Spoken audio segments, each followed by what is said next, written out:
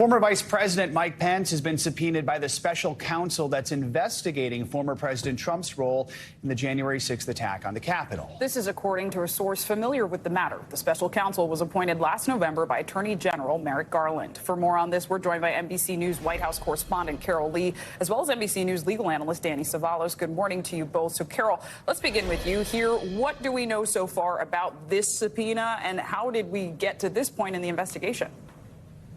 Well, what we know is that this is a subpoena to the former vice president that's narrowly focused on January 6th. So the special counsel is investigating and looking at a number of different investigations regarding former President Trump. This is about January 6th and the former vice president. There have been negotiations going on behind the scenes trying to get Pence's testimony here. And so now this has culminated with a subpoena. And former Vice President Pence is one of the most, if not the most, important figures in the January 6th saga, in the sense that he's really the tip of the spear, particularly on that day. He would have knowledge about things that the former president said leading up to January 6th. He was the subject of public and private pressure from former President Trump that really ramped up in the hours before and days before January 6th, when all of those other avenues that former President Trump tried, legal avenues and others, to overturn the election results really failed. And so the fact that the special counsel, and Danny knows more about this than I do, but it suggests, because there's been subpoenas of other lower level people in this investigation, the fact that they're now subpoenaing former Vice President Pence, it suggests that this is something that's getting closer and closer to a potential conclusion. Danny, your name was brought up, so we'll ask you here. I mean, what exactly is special counsel Jack Smith's role here, and what do you think we can expect moving forward? Carol's exactly right. The former VP is the VIP of Jack Smith's investigation.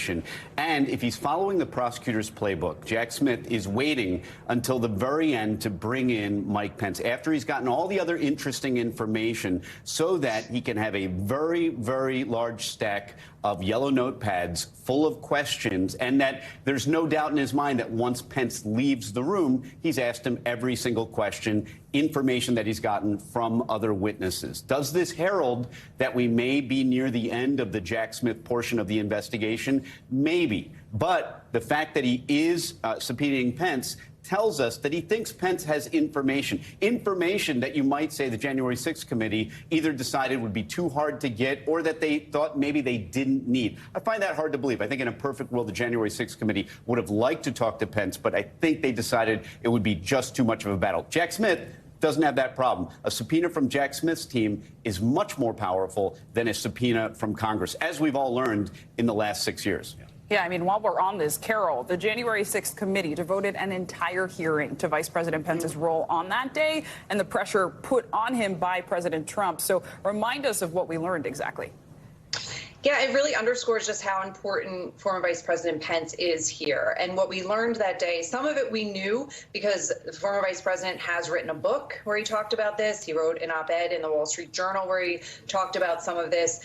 But it really put all the pieces together in that hearing. And particularly on that day, we know there was a very tense phone call between former President Trump and the vice president at that time in the morning of January 6th. We know that, according to Pence aides and Pence, that he had told former President Trump that it was illegal for him to interfere with the electoral results. And so there was this tense back and forth. The other thing that former Vice President offers is that he would have had a window into whether or not President Trump at the time believed that he had lost the election and was just trying to overturn it. And so one of the questions that will hang over this is how much executive privilege, for instance, the former vice president might invoke, and how the Trump team may or may not try to interfere in that space. But there's a lot that's already known, but there are still questions that perhaps the public is not privy to, that weren't aired in those hearings, that the special counsel would be very interested in learning about.